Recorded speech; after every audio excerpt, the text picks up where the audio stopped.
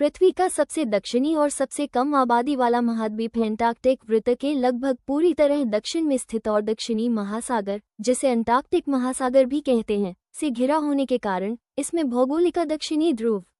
Antarctica 5वां सबसे बड़ा महाद्वीप है, जो यूरोप और इसका क्षेत्रफल 1,42,00,000 वर्ग किलोमीटर 5,500,000 वर्ग मील है।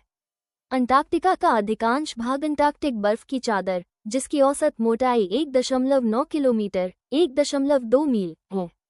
अंटार्कटिका औसतन महाद्वीपों में सबसे ठंडा, सबसे सूखा और सबसे हवादार है और इसकी औसत ऊंचाई सबसे ज्यादा है।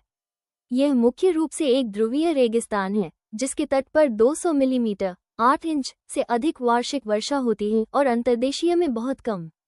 दुनिया के लगभग 70% मीठे पानी के भंडार अंटार्कटिका में जमे हुए हैं, जो अगर पिघल जाएं, तो वैश्विक समुद्र का स्तर लगभग 60 मीटर 200 फीट बढ़ जाएगा।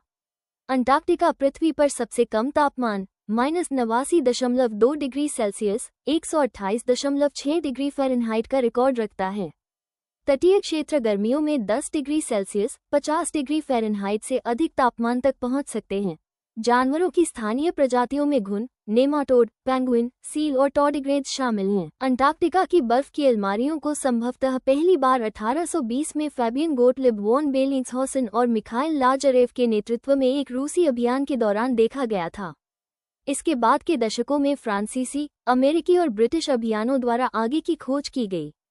पहली पुष्टि की गई लैंडिंग 1895 में एक नॉर्वेजियन टीम द्वारा की गई थी। 20वीं सदी की शुरुआत में महाद्वीप के आंतरिक भाग में कुछ अभियान चलाए गए थे।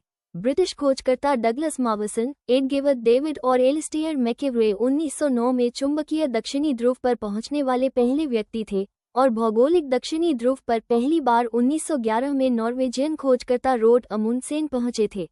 4 अंटार्कटिका पर लगभग 30 देश शासन करते हैं। ये सभी 1959 की अंटार्कटिक संधि प्रणाली के सदस्य हैं।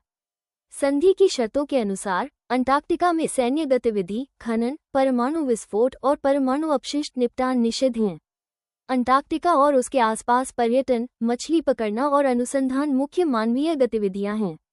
गर्मियों के महीनों में लगभग 5000 लोग अनुसंधान केंद्रों में रहते हैं और सर्दियों में ये संख्या घटकर लगभग 1000 रह जाती है। महाद्वीप की दूरस्थता के बावजूद प्रदूषण, ओजोन क्षरण और जलवायु परिवर्तन के माध्यम से मानवीय गतिविधियों का इस पर महत्वपूर्ण प्रभाव पड़ता है। संभावित रूप से अस्थिर पश्चिम अंटार्कटिक बर्फ की चादर के पिघलने से समुद्र के स्तर में वृद्धि की शताब्दी पैमाने के अनुमानों में सबसे अधिक अनिश्चितता उत्पन्न होती है और यही पिघलने से दक्षिणी महासागर के उलट परिसंचरण पर भी प्रभाव पड़ता है, जिससे अंततः दक्षिणी गोलार्ध की जलवायु और दक्षिणी महासागर की उत्पादकता पर महत्वपूर्ण प्रभाव पड़ सकता है।